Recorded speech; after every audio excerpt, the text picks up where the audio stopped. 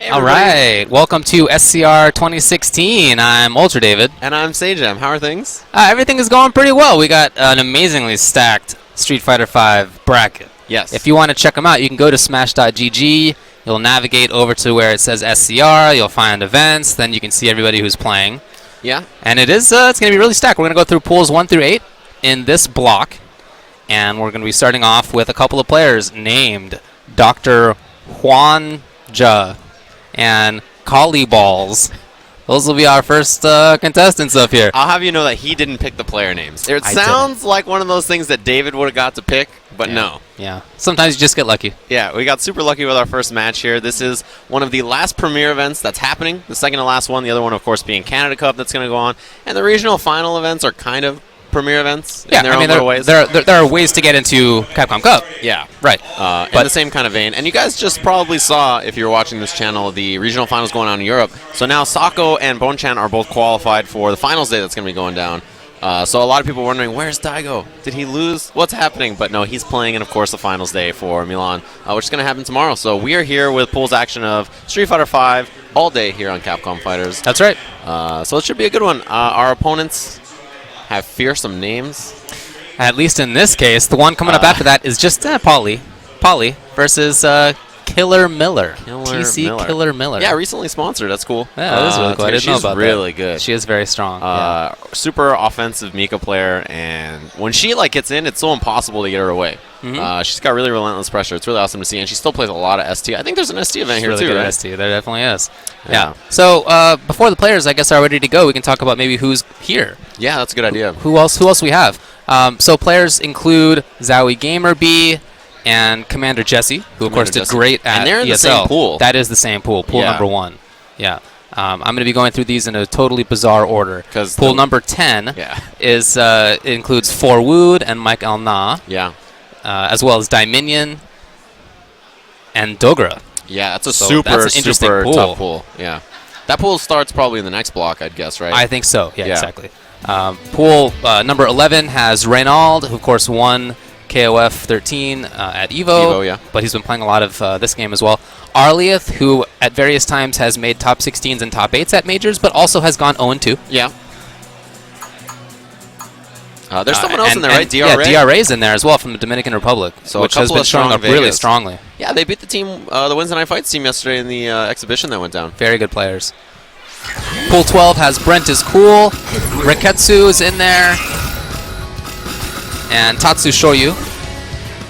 Pool 13 has K-Brad. Seems like about it. Seems like it has K-Brad in it. All right. That's like Justin's pool too. I was going over the pools yesterday. Oh, Nasser's in there. Oh, Nasser is in there, yeah. Yeah, okay. And there's a couple of pools like that, but for the most part, most have 2, 3, 4 names that you recognize. And if you head over to smash.gg, you can see them. But looks like we're going to get Dr. Juanja and Collie Balls. So a jury player on the right for Collie Balls. I actually saw him playing on stage just a minute ago against our cameraman, who is a very talented jury player. So we'll see how this goes. Not a character that you often see, and a character that I feel like has kind of an interesting ceiling to it, but that at the base level is not that easy to play. Oh yeah, totally. I mean, she has a real funky system where she stores her special moves. You can see those on the bottom right of the screen.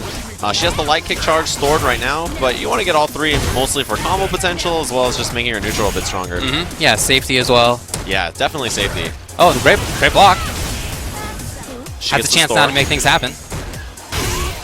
Crush on the sweep, and I'm surprised that there was no store from Jury. Usually when they get that crush counter sweep, they want to store those special moves up just because you have some time to do so. Couple of counter hits. Jury still has V-Trigger available. Is super buff on this character, but a great air-to-air from Dr. Juanja to close it out. So I guess it's probably DR Juanja. That makes way more sense. I think that makes way more sense. Yeah, that's what we're going to go with from now on. Way more sense. And you see Jury again, no stores right now, so pretty weak on defense. Well, it was definitely a scrambly first round, but I feel like Dr. Juanja has kind of recovered a little bit. I like the approach so far. He's had some high-low mix-ups that have been working out. That was a good reaction. Oh, missed the juggle. Yeah, counter hit state when you punish that as well. It is invincible. Really just taking control of the corners, Dr. Juanja right now. Yeah, great job. You know, to press and not be overly zealous, right? The pressure's been pretty safe so far. Even back throw there, just in case there was like a wake up. Yeah, I feel like he doesn't seem as if he's very concerned. Oh, maybe he was looking for a wake-up EX. Didn't come. Yeah, Collie balls. Oh, with the big... Well, had a big jump-in opportunity. Kind of left something on the table. Yeah, didn't pop the trigger either. All right, reversal is good and has a chance for pressure, plus V-trigger is still there. Ooh, still a huge chance. Into... Ooh, the scramble! And Dr. Juan is just getting out of there. Yeah, has all this meter to work with as well, and maybe another of those side smells won't kill, but it'll be close. If you can just find some more chip damage. Oh, okay. Not even going to come up. Game 1 goes to DR Juanjo. Yeah, try to hit a button in between those stomps, it seems. And Collyball's, you know, maybe just left some resources on the table. Maybe just not 100% sure on the game plan. Jury's a lot different in this game than she was in Street Fighter 4. Yeah, I'll say, yeah. Where she was this really interesting space control character. Now she's a bit more reliant on the grounded footsies, getting in there. She can set stuff up with her fireball. And I think the resources is the most interesting and biggest part of that character. Yeah. So important to make sure that you're always set up with as many things as you can. It just gives her so many extra tools, like we talked about. Right, and oftentimes it's okay to drop, you know, maybe a little bit of damage to get the stores instead. Agreed. You need that safety, as you mentioned, and also you need that for combo ability, because without it, a lot of times you don't really have options. Wow, Dr. Juan very insistent right now. Had a chance. Oh! Drop combo now. Collyballs to the store, but nothing on the empty jump over. That'll happen. You miss your cross up, get back thrown, and this is now match point now. So we'll see if maybe Collyballs can figure something out, but so far it seems like maybe just not the right ideas. I'd like to see a little bit more of the roundhouse store. Yeah, well, I don't think we've really seen that. It's mostly been medium kick or light kick, and even when stored, has not used the light kick fireball a ton. Which is one of the better tools for her, especially if you can throw it at this kind of mid-range where they're at right now and walk behind it. That's where you get your pressure from. Yeah, it's a way to set things up. It's a way to make things safe. It's a really important tool for her. We just haven't seen it very much. Okay. Yes, he has it out, but... Right, into what is the question? Right, yeah, not using that fireball to approach. And, you know, there's been a lot of trouble getting around these Nikali normals, and, you know, that fireball's a good way to get in there. Fully stocked right. Oh, this might be it. Stomp, there it is. Should probably not be enough, I guess, maybe. Oh, it is a buff V-trigger. Right. So, yeah. Okay, no, but at least in V-trigger, he gets a good setup afterward. No wake up, no EX, gets and me there to you stomp, go. as you saw. And, yeah, as you mentioned, in V-trigger, you get a better setup after the critical art, right? When you're in just, you know, normal Nikali state, you get like a meaty Seismo after, but it's not really as strong as a true meaty. So, first match. Kind of a scrambly match. I mean, that can happen even for players who are solid and who end up doing strongly. It's early. Yeah, right. It is early, even if not by hour. I mean, we're at 10:40 right now, but the first match that you play, it's on stream.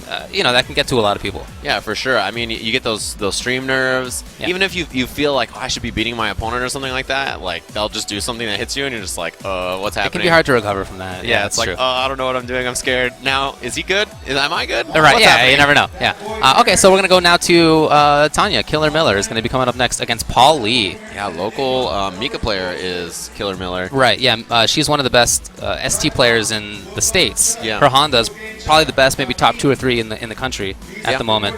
And in SF5, she's been playing a lot. Yeah, been playing a ton. She comes to Wednesday night fights all the time. Plays Mika, is really strong in the tournaments here, has good results. Also, usually wins or gets top 3 in ST, which she helps run as well. So, you know, keeping that game alive, but not neglecting the new games. A lot of people play their old game. And then, you know, maybe don't play the new ones as much, but she's, you know, plays a ton of Street Fighter 5. And I think the thing that I like about her, Mika, is that I see the Honda influence in it. Honda's a very fortressy type character in SF, in ST. And so as she moves forward, you can really see that, I think. The way that she looks for anti-airs, the way that she looks to control with normals is more patient than a lot of Mikas that you see. Yeah, that's for sure. And then once she does get in there, she's super suffocating. Yeah. Really great pressure, insistent on a lot of buttons up close, especially jab, stuff like that for medium kick. Why not? Which, I mean, yeah, it's so hard to counter poke against Mika for medium kick. Yeah. Because, like, you see it come out, and in your brain, you're like, that's not going to hit me. I'm going to whiff punish. And then you get counter hit. Yeah. And then she's just like, oh, I counter hit you with this. And let me do another thing. And you're just like, oh, I'm dying. I don't know what to do. I'm scared. The game with that character is not to let her into that spot in the first place, Never, right? Yeah. Like, once she is, she's very strong. Yeah, it's a dangerous place to be, and that's the character that we're playing against. Speaking of Mika, you know, we were talking about players here. I saw 801 Strider here. And I saw him playing some casuals with Mika, and, you know, he did really well recently at an event. I'm trying to think what it was. Was it ESL that it was? Where he made that top 8, right? He was just outside of top 8, but he did go far. Yeah. Yeah, so I was watching him play a bit this weekend. Another really strong player who has been figuring out this game and trying to, you know, understand his place in it, and, man, his Mika looks great. In Pool 18, there are a couple of interesting Mikas. Fubar Duck is in there, formerly one of the best third strike players in the country, and CJ Showstopper, who's really intent on doing well. Julio is also in there, one of the best Kens. El Cubano Loco, one of the best Vegas. And Ron Masama, who at Japan Cup got the farthest of any American. That's all in pool number 18. Yeah, farthest placing American player, which is hilarious. That's super awesome. That's great. Now, these pools are pretty stacked. 19 has Punko, LPN, Blockbuster John, MIT from MK fame, Rathmatics is in there. There's a lot of good players. Chris Schmidt from Marvel. Yeah, that's a tough, like I feel pool. Yeah, and MIT or Chris Schmidt, depending on how much they play this game, they could do it. Oh, right below that Canibalito is there too. Very interesting. LPN. Yeah, LPN I mentioned. Yeah. Okay. That pool is crazy. So there are three players. Crazy. There are 3 players in that pool who are fantastic in other games, who have the ability to be good in this one, and I don't know how much they've been playing it, but I guess we'll see. And then there's like 3 like fantastic at this game players. Yeah. So it's that's like a tough one. Who comes out of that pool? Only 2 people. That's a tough one. Yeah. There's some super tough pools in here. So it looks like we're gonna get into our match. It'll be Cammy for Paul Lee, who is another local player, and of course we mentioned the Mika for Killer Miller. And we'll see how this matchup goes. You know, Mika is always such a scary character to watch, but when her opponent has an uppercut, right, an invincible reversal, it makes her pressure a little less scary. That's just that slight bit, because there is the threat of that reversal. At the same time, for Cammy not having much life, to take that bet and to have it blocked is gigantic. It's so tough to recover around where you've given up that much life. Right, exactly. I mean, one crush counter combo is massive. Gigantic, so it's super dangerous. And you can see this wall moving forward that Killer Miller has, and finally brings out the drop kick. Well, did you see her back off just a little bit there, expecting the dive kick? That's the kind of thing I'm talking about. As she's moving forward, she's a fortress. Yeah, you see that forward medium kick, a button she loves. A great confirm on the low jabs. Not worried about the wake up. At this point, I think that's a great idea. If you can bait the Cammy into doing something nutsy at this point, then that'd be great. Paul Lee, the Cammy. Yeah. A strong player in his own right. Yeah, Paul Lee's a strong player. He shows up to Wednesday night fights pretty often. Trigger available for Killer Miller, which gives her maybe a crouching fierce into it. A couple of scenarios. Yeah, you can see it there. Or the V reversal. Yeah, it seems like she's confident enough in just playing the game. It's been working out for the most part. You see, how many low shorts in a row was that, just sticking it out? That button for Mika, I don't hear it talked about too often. It's such a great interception tool. It's so great to keep her opponents just grounded. Yeah, it's very important as a low for her as well. Ooh, crouching fierce right through. I love that. Always important to see how people address that charge roundhouse. Exactly, yeah. And you see that she brought out the jump into the splash. That's the bait uppercuts a lot of times. Miller Time will go for that pretty early in the match, just to see if you're ready with your wake-ups or anti-airs. A lot of blocking there. Paul still trying to make this entrance. Okay, I love it, yeah. That was great, yeah. Got corner positioning and got the mix-up. Wow, not a true meaty. Yeah, if you do meaty that correctly, you'll get out. Counter hit off the meaty setup. Beautiful. Oh! That could have been a big chance for Killer Miller. Yeah, that's one of the weaknesses of that Cammy V reversal. Oh, huge chance for her again. Gets the link this time. Dash forward medium kick, maybe, yeah. Paul Lee's pretty stuck. Oh, yeah, Tanya was worried about it. Expected that wake-up, yeah, you're right. And man, this button Look at this! V-trigger finally. Back to the corner. This is big for Cammy, but immediately escapes. EX wingless. It's one of the best parts about Mika. She has such a great way out of there. Oh, the trade on the drill. That was forward roundhouse coming in. Good blocks and the tech. V's gone now. Oh, where? Oh! Her friend just from the top rope. And the first game's going to go to Miller. Yeah, you know, if she had called the quick Nadeshko, that would have OTG'd. She had done like the just downward one right on top. So, yeah, but the late Nadeshko catches the uppercut anyway. And Paulie just had this moment where he's like, I have no idea where Nadeshko is going to come from, and I have no idea what this mix-up is going to be. I'm bringing out the uppercut. And that was pretty much like the only time he had done it. But Miller Time still respected it. An entrance now. Oh! Needed to get that. Yeah, you got to get those I feel like jabs Tanya's been getting so many of her opportunities to give some up as Paul Lee is a big deal. That time gets it. Yes. And the corner carry. He saw that there was the delayed rise and just immediately got the dashes. Oh, well, okay, didn't need the block. No! Bad news! Now in the corner. No mix. Oh, didn't go for the trigger, and because of that, Paul Lee gets out of there with the uppercut. He's got to do something about that crouching fierce that's killing him. It's just it's been letting Tanya into that range that she's been controlling so well. And she's just been whiffing it and then hitting buttons after, and Paul Lee has not had the whip punish. Right. You got to be ready for it. Uppercut. That'll do it. Paul Lee with the round. Played a little bit more aggressive. He took some more risks. Maybe that's because the first game didn't go his way and he felt the need to, but regardless, that was a good little adjustment from Paul Lee. Wow, both double dashing. dash. No anti-air from Tanya. I feel that Paulie is really trying to find a way to deal with that range that she's done Crouching Fierce from for so many times, and we really haven't seen it. We've seen attempted dive kicks, and that just hasn't been able to shut it down. Yeah, it's been like the 4 medium kicks and the down fierce. Right. Those are really how she's been getting in. And the charge drop kick. Oh, this has got to be the round.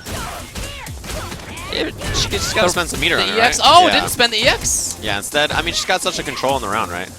Oh, the splash. And yeah, that was fierce stuck out from Cammy that got anti-aired. So there it is. Now match point for Killer Miller. Final round. Really controlled. I love the neutral that she's playing right now. And Paulie hasn't had a great answer to it. Now trying to be a little bit more preemptive and stick out a stand medium kick to get in the way. And Miller Time immediately looked to clap it. That back strong, very important. It's a non-committal way to anti-air there. Right, because even if there is the splash, then it whiffs and you get the down medium kick punish. Wow, jumps and not anti-air. View reversal is good. She can dash up and get pressure after. The tech. Paulie fighting pretty well in the corner right here. Yeah, that was beautiful. Ooh, out of the roundhouse before she got airborne. Yeah, I think she tried to block and get the view reversal, but it just turned into a roundhouse. You might be right. It's been a lot of defensive view reversal from Miller. Okay, this is big. To the corner. Just needs a few guesses. as well. Cammy with the immediate view reversal. Yeah, still so much meter for Miller Time. Oh, she's very dangerous still. If she finds one hit at this point, she can seal the deal. Potentially even a crouching short. And she walked forward so far right there. Oh! The interception. Good work. And Paulie standing at that range, you know, he's afraid of a couple of things. Down fierce was still a threat for medium kick, right? But Miller Time had dashed a bunch at the end, just really trying to move in.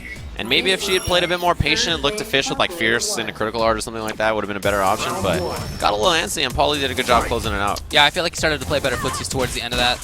For sure. A little bit stronger in the mid-range, kept Tanya out. I like Miller Time going for that low jab into the crouching medium punch. That's a throw bait. It'll make her go airborne, and if you try to defensively throw, it'll just whiff. Switch sides just like that. Oh, funky anti-air. Works out. Yeah, and you know, being cornered as Mika is never really a problem. She just gets out with one back strong. Well, potentially the same way for Cammy with that the V reversal. Yeah.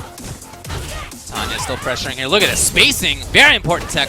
Oh, what a command throw out of the button, and that would have stunned if there was even life to live it. So, man, what a round. That was such good spacing on that. I feel like she walked up to the exact right range where that would even work. Yeah, and just threw Cammy out of a button even. So, oh, great fierce. That is the whip punish you need. Again, not a true meaty. Yeah, if you stick a button right into her, she cannot wake up with that. Yeah, exactly. Anti-air on the neutral jump from Paulie is something Miller Time has not been able to do so far.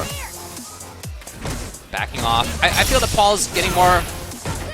He's getting more comfortable at that range, so he's okay with backing off a little bit. Yeah, and then does the dive kick. The confirm. Still scary round. At any point, Paulie could just eat the rest of this damage. There's the fierce. Love that range. The walk up into it. Now Paulie in a pretty good situation for himself. Oh, he dashes up after all that time spent controlling the mid-range and backing off. I think that was a really smart forward move. Yeah, I'm totally not expecting. No. And that puts us to match point. Both players the last round. Both pretty even on meter as well. Neutral jump from Miller is no good. Oh, that was great. Clap. Now gets corner carry off the EX. No wake up. Oh, tried no anti-air. Well, he tried to. She tried to. Yeah, it was a button. It looked like another clap and another reset.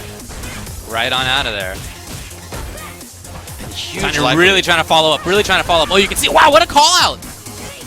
Backdash on the forward fierce. Just not timed properly. The slide. Oh, that's it. That is that. The command throw will do it. It just seemed to me like Paulie started to get a little bit lax about controlling that mid-range. Right. She wasn't. You know, there were times in the previous round, especially, we saw the fierce, we saw the crouching medium kicks to sort of take control of that ground game, and I didn't really feel like he did it in the same way in that last round. It seemed like there was more of letting Tanya run around. And I think it's one of those things that it's really taxing to play that game, to wait and intercept Mika, right? So it just goes and it's grinding and grinding. You get to the last round, and you just feel like, all right, I've established that I'm playing this ground game, but Tanya was just like, all right, I'm going to run you over. If you're not going to have these preemptive buttons, then I'll just run in there, and that'll be that. Right, and I think it was a very interesting adaptation after seeing that dash forward at the end of the previous round. I think that was a sign from Paul that he was, he had thought that he had taught Tanya to expect that mid-range control. Exactly. And then she was like, no, you have to continue to establish that. I'm not going to just take it on faith that it's there. Right, exactly. Very, very interestingly played. Yeah, and then that's one of the things that you have to think about fighting games. Like, even if you feel like you've taught someone something, even if you feel that the faith is there, just like I have faith that you guys will be signing up at home for the PlayStation Experience, which you can, of course, check out at the Anaheim Convention Center. There's $5 off 2-day early bird pass with Fight Money 16. That Fight Money has got to be good for something, and that is, of course, for the $5 off of the 2-day pass. Enter the code at PlayStation.com/experience-tickets. That's not too far from here. I'm looking forward to that one. Dude, it's right down the street from us. I'm so happy. I'm in Anaheim. So the Anaheim Convention Center, a lovely venue to pick. It's no San Francisco. It's no San Francisco. But it's a lovely venue. It's a place that people can gather and watch video games. Here's this gentleman here. Speaking of video games, Zowie's Gamerbee. Recently sponsored by them. Also works for Twitch. Got his hands everywhere these days. Yeah, you know, at TwitchCon, I met up with him. He had this super fancy Taiwanese TwitchCon beach house for all the Taiwanese streamers out there. Really? Did I not tell you about this? No. And I walked up to him and I said, Bruce, you know these Taiwanese streamers get this awesome beach house you guys rented out? Where's our fighting game beach house? Is what I asked him. And he said, you know, Steve, I don't think that's happening, but I'll work on it for you. I said, all right, Bruce. I'll keep that in mind. You can dream, I suppose. Yeah, I could dream. So he's been everywhere lately. Won 2 Premier events. I think he is one of only 3 players to win 2 Premier events so far. Yeah. Oh, is this going to be a Necalli mirror? So we have the commentary mirror match and the in-game mirror match. Right, Steve? And you know what? At least one of them has red, one of them has blue. That's good. Beautiful, beautiful. Capcom figured this out. They know what they're doing. Let's go. Yeah, I think Bruce Gamerbee comes into here as one of the favorites to go real far. Right. He has had that success lately. At the start of the year, it wasn't like that for him, but he's been fantastic in the last couple events he's attended. Yeah, and I talked to him a bit about it, his practice regimen, and basically the answer was, I'm not practicing a ton. I'm just playing really solid, and I'm getting the job done. So sometimes that's what you need. Yeah, and I mean, he's one of the best players in Street Fighter 4, you know. One of the best Street Fighter players ever. Yeah, I think that's true. Right now, controlling exactly how he needs to. You can see the meaty setup right there, and Hagenel is just caught. Yeah. Gamerbee backing off to exactly that right range. And you see Gamerbee backdash there, probably expecting a wake-up uppercut. Big chance for Hagenel at least to get out of the corner. And you see Hagenel made a pretty classic mistake at the start of the round, which is you're so scared of your opponent, you just walk yourself to the corner. Right. There's so much fear, right? Oh, huge chance for him. No! Needed to get something. He's had these crushes, and I just feel like he's not had enough after it. Look at that. That could have been the stun. That could have been the round for Hagenel. Now Gamerbee's in there. And you just wait for the uppercut. No anti-air from Gamerbee either. We're seeing safety first gameplay right now out of Gamerbee. Oh yeah, for sure. Oh! The miss and the punish, it's not enough though. Hagenel has had 2 or 3 chances to take this round, and yet Gamerbee survives in it. And you gotta know, Gamerbee's gonna look for chip. No! I wonder if that was the intention. Yeah, I don't know. I wonder if it was intention to get super right through that. I mean, that's the range where it works. And multiple Premier winning Gamerbee loses the first round. Yeah, I mean, losing the first round is not that uncommon, and it's not that bad of a deal. But I guess just the part of the way he lost it, I think, is discouraging. So this has to be a big recovery for him. Okay, controls and not into EX, maybe saving the meter. I don't know if it's intentional. Yeah, we'll see. Oh, the meaty is good. It's going to be close to stun. One more will do it. And he did go in there, so no longer the safety first gameplay. I like to see that. I think that's really important in this game. Yeah, I think Gamerbee has sort of figured out what he should do. Kind of figured out the game plan. And last round it was working as well. It's just the little scrambly stuff at the end. But I mean, Hagenel is a dangerous guy right now. He has a lot of tools available to him. The movement's there, the damage is potentially there. The mix-ups are there. I mean, we haven't seen him get those things, but they're available to him. Gamerbee now playing super safe. Patient. Yeah, very safe, non-committal, sticking out buttons at a range where, you know, only his opponent will run into them. He just doesn't need to make any big risks. He doesn't need to. There you go. There it is. Yeah. I think he was also looking out for what it seemed like he wanted at the end of the first round. That super through a ground pound, and he just wasn't going to give that to Hagenel. Or even just for chip, right? There's the uppercut Gamerbee needs. And meaties have been a great idea. Yeah. There were a couple of DPs in the first round, and he was worried about it there. Yeah, Gamerbee established that there was a throw there last time. What an uppercut. Maybe? No! And that'll be stun. That should be it. Is he going to build? Oh, I thought he was going to build super. Not enough. Oh, commentating with James Chen, huh? Hey, man, you can't get them all right, all right? Well, we'll see. Gamerby just needs a bit.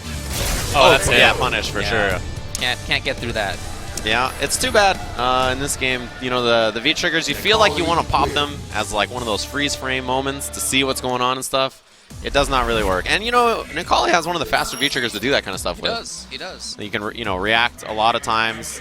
V trigger. Well, I wonder. I mean, he had just been hit by the jab, so I wonder if he had pressed a button and then canceled into V trigger, but you know, his button didn't come out because he was being hit. A lot of times you try that, and it just happens. You know, you want a big like roundhouse in a V trigger or something, and that'll happen to you.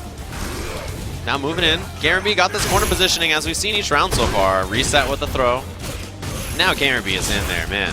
Pressure. Well, this is where we played almost the entirety of the rounds, and there have been a couple Dragon Punches. Oh, huge chance not canceled. Yeah, Gamerby missed the anti-air. Such a rare thing from him. So consistent about that. Nikali's jump fierce, I think, is one of the few things that beats Nikali anti-air jab. Yeah. So we've seen that come up a couple of times. Yeah, you know, and it's weird just because Gamerby has some of the most consistent uppercuts, I think, out of any player in Street Fighter. Yeah, you see, all he's looking for right now is to contain.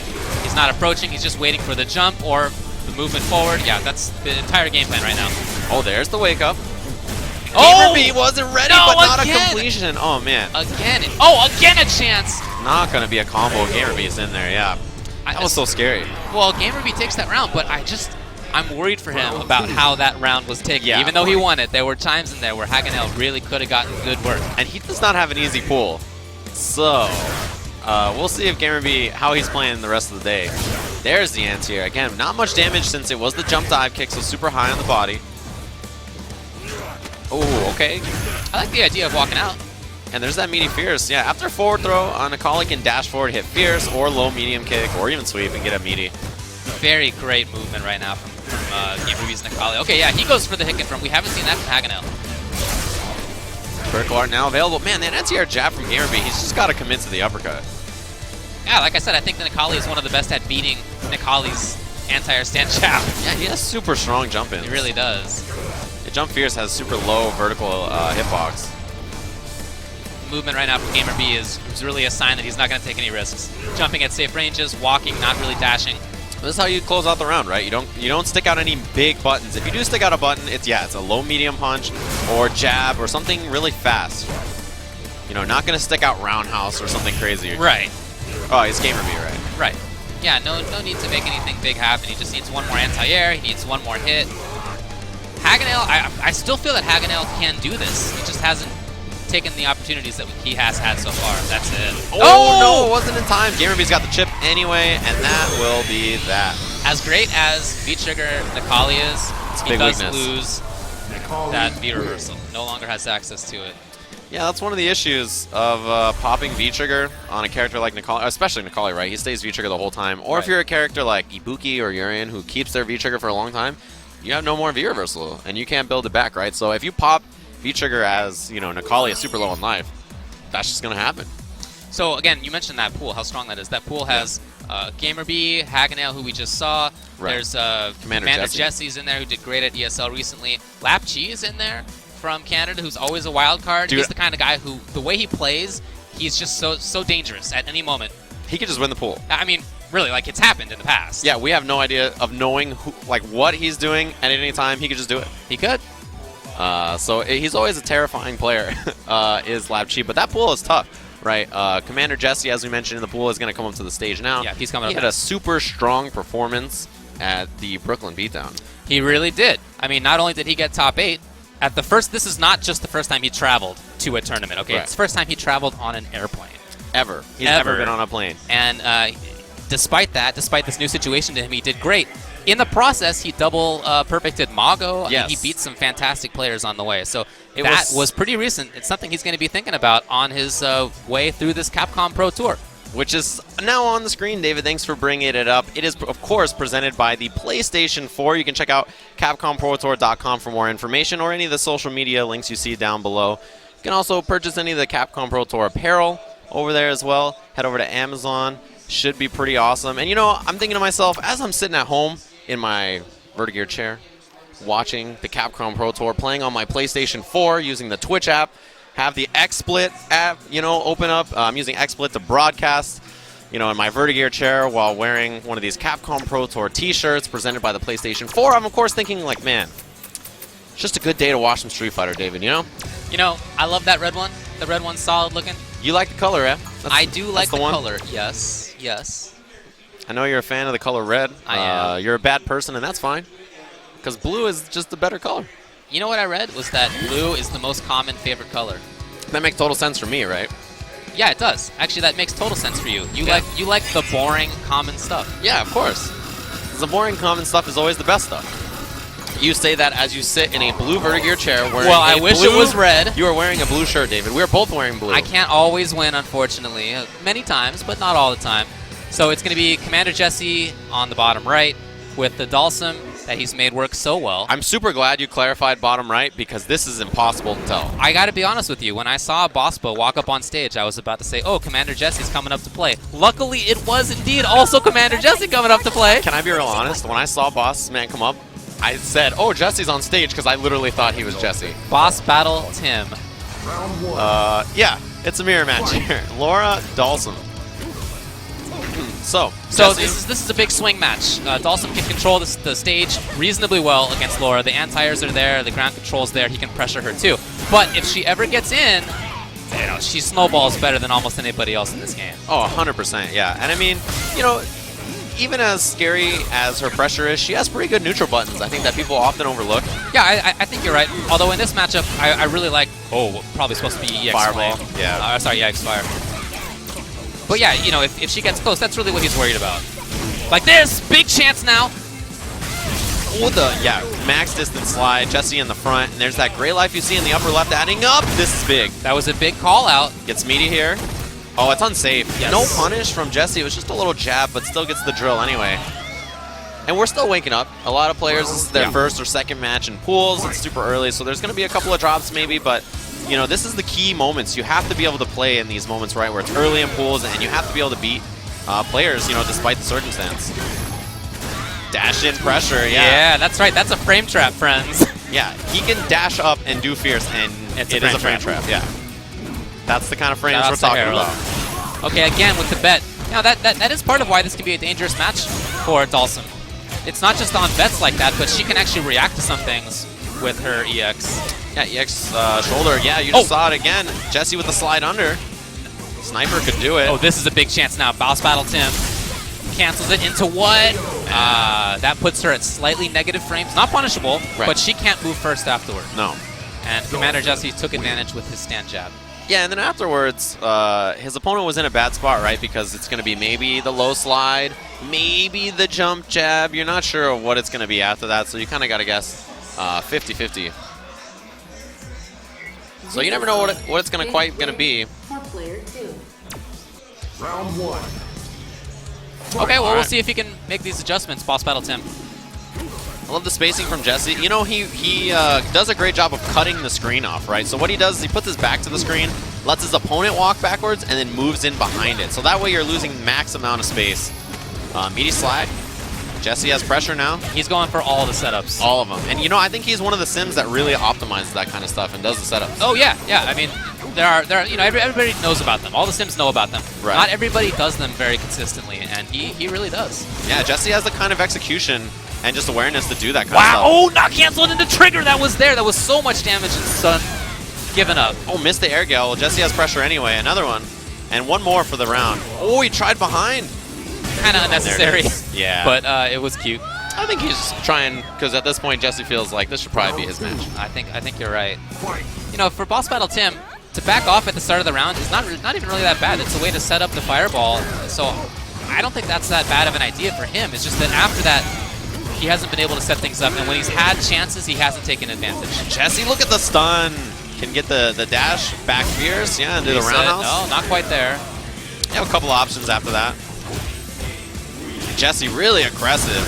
One more for the round. The float in the front, yeah. Yeah, he can end up on both sides there. Right. I mean, if he ends up with a cross-up, it's just going to be jump short, and there's not really too much out of that. But as the last hit to a round, right, it's a pretty legit mix-up. You got to guess, yeah. If it's that final little smidgen of life, it's tough to say. So good work from Jesse. You saw You know, what I really liked, as I mentioned, is like as his opponent's backing himself up, right, to the edge of the screen, Jesse is moving forward by throwing Fireball and then drilling. Yes. And he's just cutting off that screen space, which is a really smart thing to do. And it's, you know, it's the little things like that that give you advantages in matches, right? Yeah, Sim has to be played kind of weirdly in this game. It's yeah. not just the sort of ground control zoning that he's been in most games. Right. You have to move differently. He's much more about movement. Right, the float and the yeah, drills. Float, drills, very important.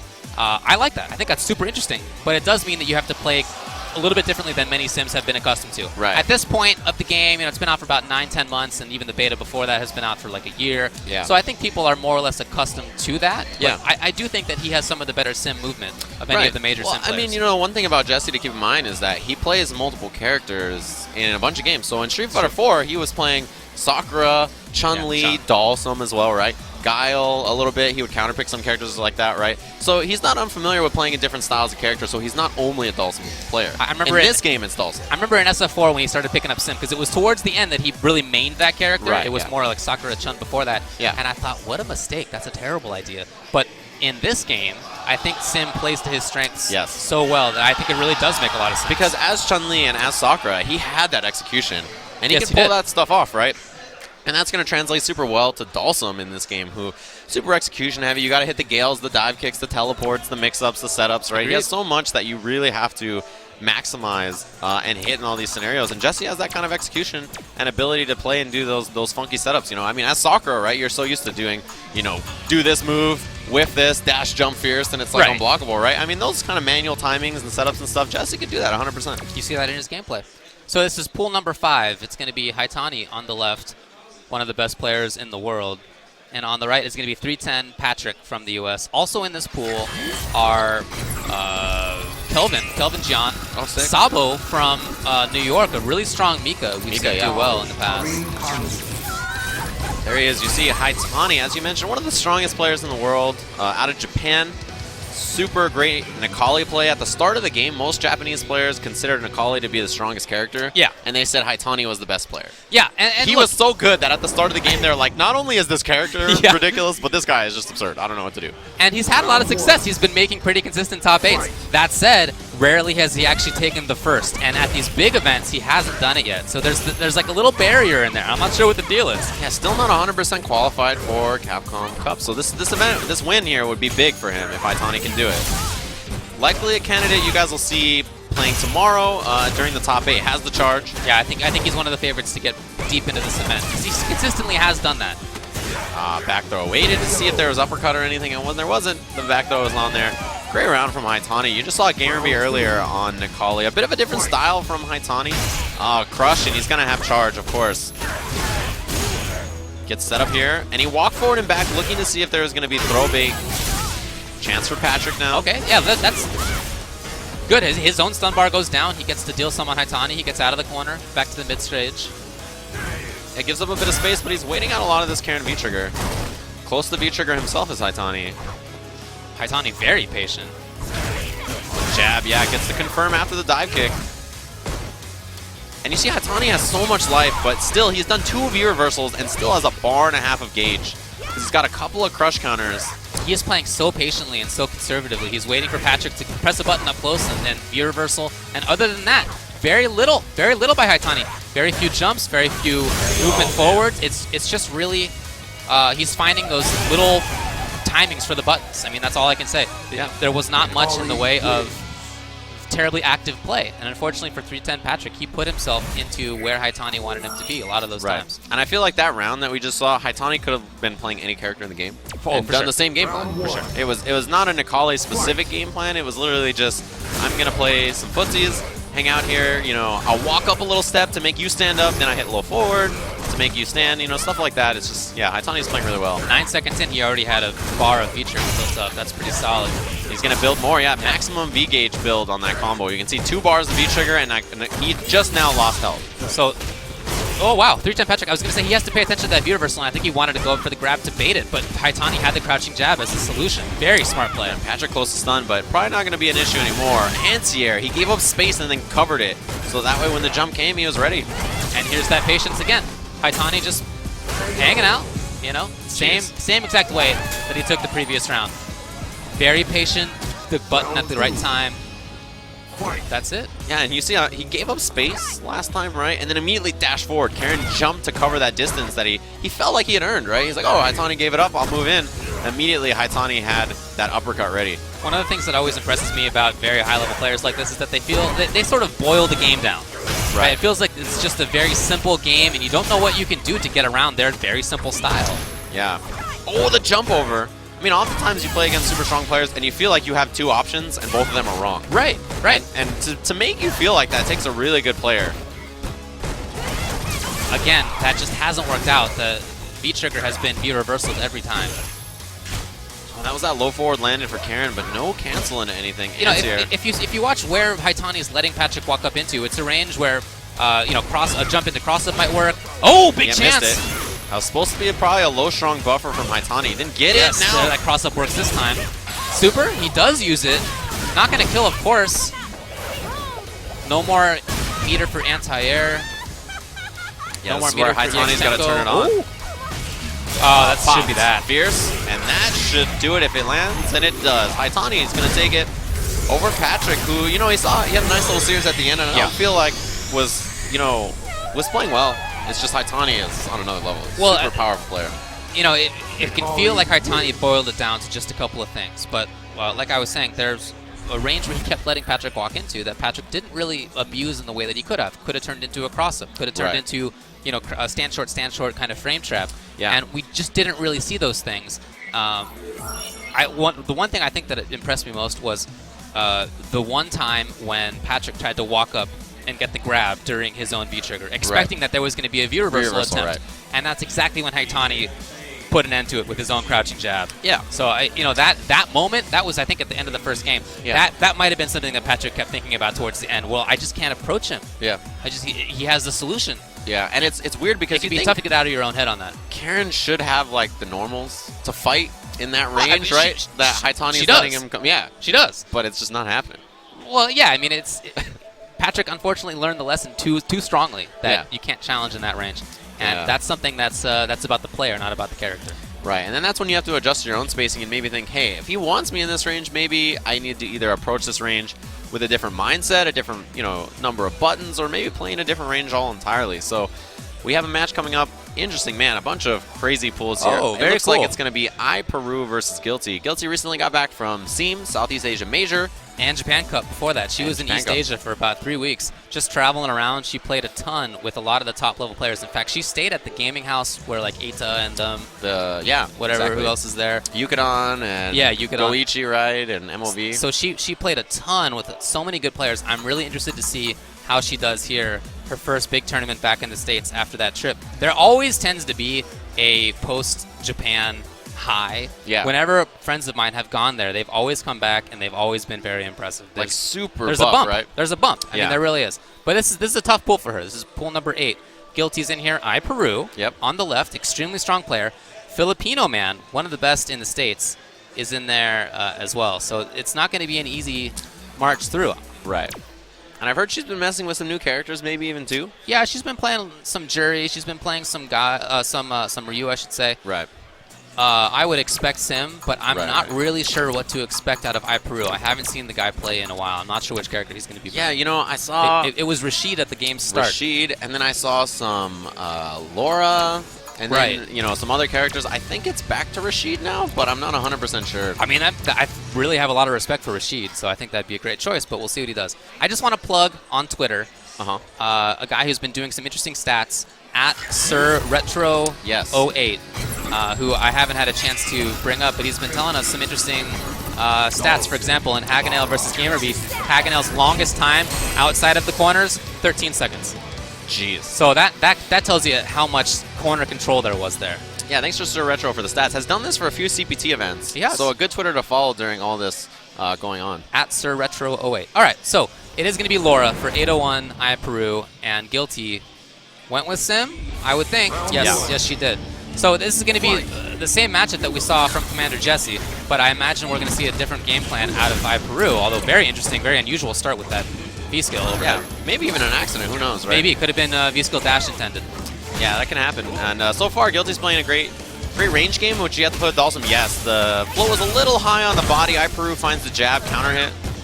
So whereas Jesse is much more about the movement and the range and coming in with drills, Guilty is a very setup, pressure-heavy style sim. She's very insistent. She likes the mix-ups. Oh, that was the intention. Okay, yeah. That was the intention. Yeah, like you mentioned, Guilty very much about the setups, very much about the teleports and the back offense. Medium kick rather than back strong, and that's bad news for her. No punish from Peru. You got to expect the elbow to chase there. It's going to be a mix-up, but yeah, that'll do it. I think she went in the air a little bit early. Yeah. And you can float right, left, or right, and fall with the roundhouse. Yeah, roundhouse or medium kick from the front or short from the back. Great flow from Guilty. But you see, Peru knows when he can challenge those air floating fierces and come down with a button. Yeah, counter hit Guilty. Don't know what she tried. Oh, probably supposed to have been instant air out. Yeah, exactly. Instead of just, grounded input. Look at that white life. Look at that white life on Peru's side. That's so dangerous. Can he survive it? I think he might, actually. Yeah, it should recover here. Wow, overhead. A lot of it. And there's another one. Oh, we're definitely seeing input errors out of Guilty. She does not want ground teleport. It's terrible. Yeah, so much recovery. It's supposed to be Tiger Knee teleport. Yes. Right off the ground. Oh, big jump, but that's not a punish. Gotta watch out, too, if you're Guilty about throwing something too overzealous. Oh, perhaps gets in there, and that'll do it. Peru. Big roundhouse crush and had to confirm. Yeah, from that stand fierce range right there, she's not going to punish Dalsum. Laura's not going to punish Dalsum, but it's certainly her first move after that. Oh, definitely, yeah. Bad spot to be for Guilty early, but she can probably TK teleport out, and she does. Oh, maybe! I think it's got him. Yeah, jumped. What was the intention there out of Peru? Yeah, neutral jump, right? I'm not sure. Crushed out of the air. I love that solution to Sim's float. That's really smart. I don't think I've seen a lot of lower players doing that. I definitely have not either. Spear reversal available. Can dash and do the elbow. Instead looks for roundhouse. I almost think that's worth it for Sim. Oh, okay. Yeah, if you can prevent Laura from going crazy, it's useful. Try to get the throw, but no did not time it right. Oh, no low forward or anything from Peru either. Just stayed patient. Now, big chance for Guilty. Wow, what was that? I don't even know, honestly. Whiffing 3 shorts. Oh, coming in into, okay, backed away. That was a big chance for EX elbow. EX elbow, right? And there it is, the EX elbow reaction.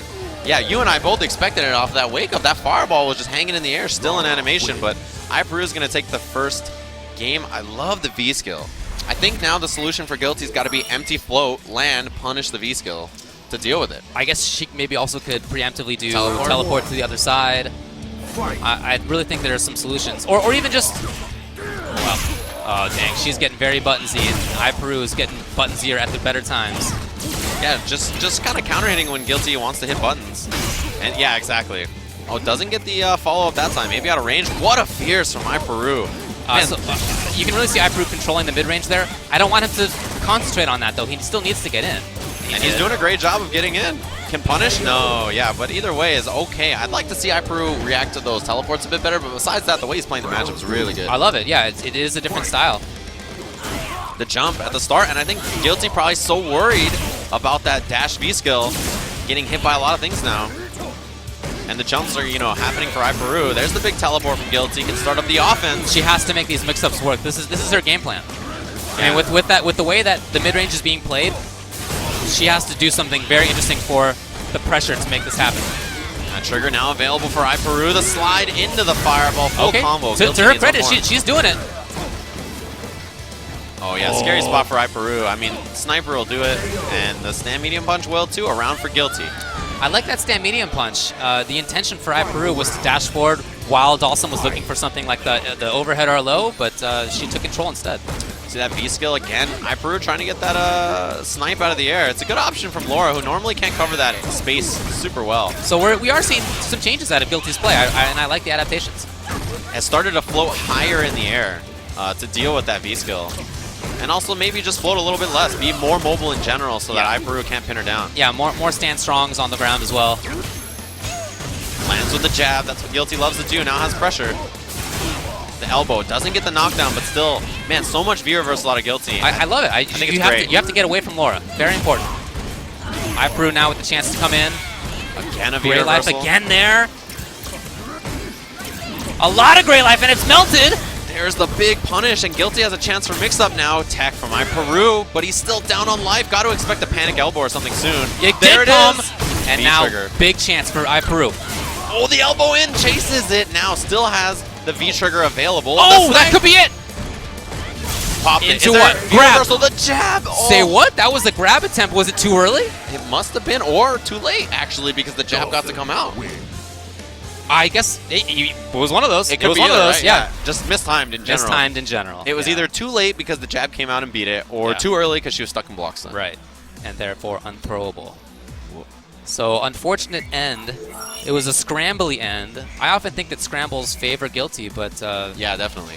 sometimes, you know, especially against a character like Laura, that can be her downfall. So it's something that she has to look forward to, look out for. We'll see if there's the adjustment. Iperu starts with that low medium punch from Laura, looking to buffer and counter poke the limbs. It's a great button to do that from Laura. I think she has some of the best counter poke buttons in the game. There it is, counter hit confirm, and now Guilty's in trouble. Got to guess on wake up. And she guesses right. Floating lower this time than she did in the first game, and that was bad news for her. Yeah, the low floating to the ground, not a good option. Iperu can shut that down.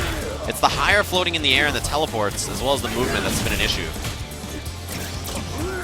See how Guilty really likes to press buttons in situations like that. That's been costly for her, but there it worked out. Still, you got to be careful about EX elbow. Caught and not completed, but there's the throw, and that's the round for Iperu, is now on match point. See if maybe Guilty can make this adjustment, force us to a final round, but you know, kind of went back to the things she was doing in the first game there. Yeah, okay, so here's the higher float. Right, that's what she needed to be doing last round, but cornered herself, gets out. The big jump. And no punish this time from Iperu, but at least had the walk down. Wow, crouching fierce, really interesting choice. Into maybe a mix-up, one side or the other. Tech again. It's been similar 2 times now. Yeah, there's got to be Gale or maybe throw bait setups. Yeah, I'm very surprised to not see EX elbow there. 3 times there have been chances. And counter hit. Oh! And the reset. So smart from Peru. You guys have Super's brought there. That out. V reversal. Yes, of course. Is there the wake up? Yeah, there it is. But no, it's she going to might be be underneath. low, right? Underneath, Low, yeah, under? for sure. Oh, but not a real punish. And the damage is so absurd. Caught, and that should be that. Peru. Man, goofed up the punish, but still got away with it. That's a scary situation to be. It should have been maybe, you know, down medium punch into the medium elbow instead of low forward medium elbow. That doesn't combo. Yeah, I mean, I think he just could have grabbed, honestly. Or that, yeah. Crouch, medium kick, grab. I mean, I was thinking, you know, medium punch, medium elbow animation, so that way you don't get stuck with, you know, anything that's going on. So yeah, for sure. Yeah, what a crazy match that was. I'd love to get another chance to look at it. Yeah, because it was an interesting game plan out of Iperu. I loved.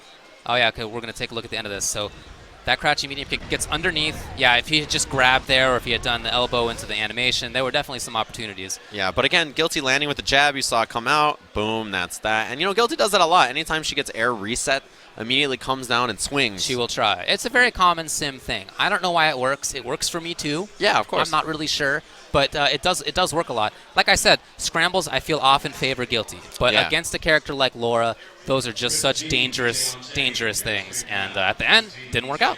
Exactly. Well, we're gonna head to a quick break. I'm looking at the matches we have coming up.